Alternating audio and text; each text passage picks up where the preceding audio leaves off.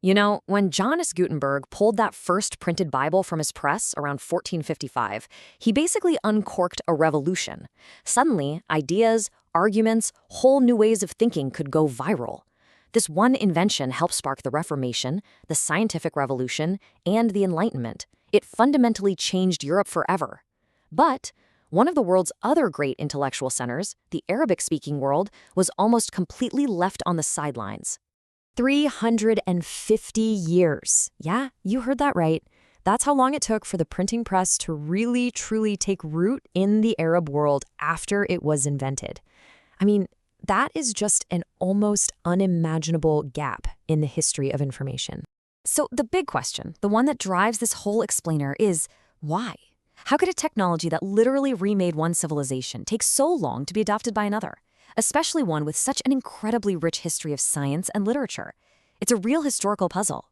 So let's play detective and start digging for clues. Okay, so this timeline just lays the problem out so starkly. On one side, you've got 1455, Gutenberg's press, and within just a few decades, presses were humming all across Europe. Then you look all the way over on the other side, 1822.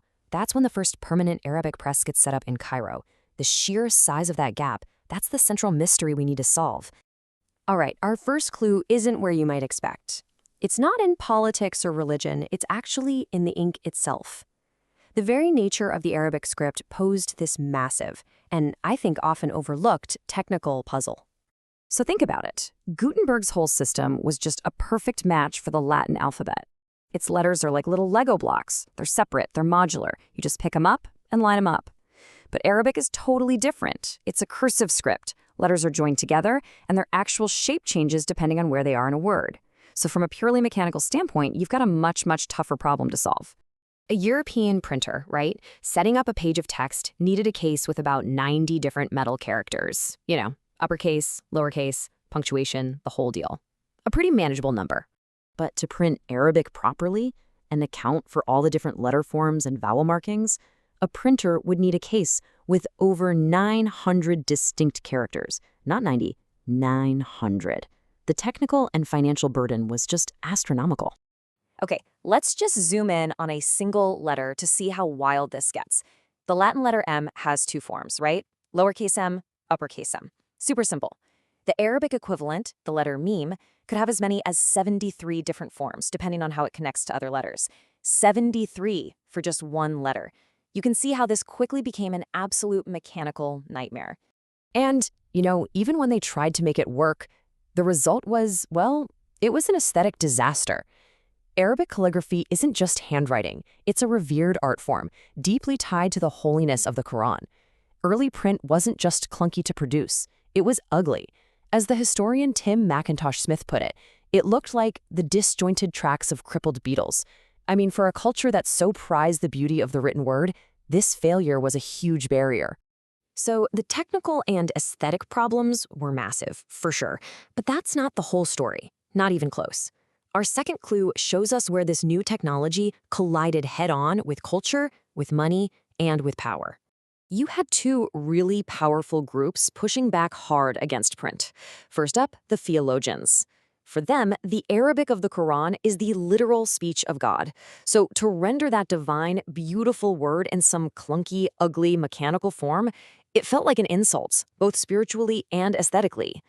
And then you had the economic objection. An entire class of tens of thousands of professional scribes and copyists, people who made their living by meticulously creating beautiful manuscripts, saw the printing press for what it was, a direct threat to their entire profession. And this wasn't just some, quiet grumbling in the background. No way. This resistance became official state policy. The Ottoman Sultan, who ruled over much of the Arab world, banned printing in Arabic script way back in 1485. And this wasn't a one-time thing. That ban was upheld again and again for centuries, giving real teeth to all those cultural and economic objections. And that brings us to our final clue, the one that takes us all the way to the top, the high-level politics of the Ottoman Empire. Because this wasn't just about faith or jobs. It was about the control of information and the stability of the entire state. See, the Ottoman Sultan didn't rule in a vacuum. He relied heavily on a powerful class of religious scholars, the ulama, who basically ran the legal and educational systems. The ulama's power came from their monopoly on interpreting and copying sacred and legal texts. Print threatened to smash that monopoly wide open. So for the Sultan, the math was pretty simple. Keeping his powerful allies happy and maintaining a stable power structure was way more important than adopting some disruptive new technology.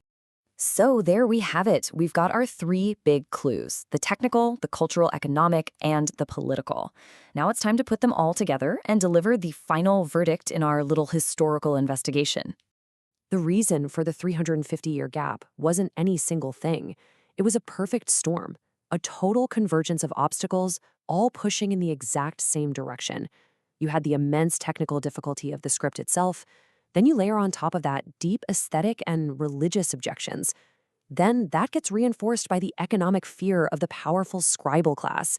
And finally, the whole thing gets locked in place by the cold, hard political calculations of the Ottoman state. Any one of these might have caused a delay, but all of them together, they caused a stall that lasted for centuries. And here is a final, fascinating, almost unbelievable twist. In 1798, a brand new technology called lithography was invented in Europe. It could perfectly reproduce handwritten calligraphy, basically solving all the technical and aesthetic problems in one fell swoop. But with the most incredible historical irony, in that exact same year, 1798, Napoleon invaded Egypt, bringing with him the old, clunky, problematic letterpress technology. The right tech finally arrived just as the wrong tech was being imposed by military force. Okay, so a 350-year-old story. Why does any of this matter today? Well, because the consequences of this gap, the long aftermath, were absolutely profound and are still being felt. This was so much more than just a delay in getting a new machine. You have to picture it.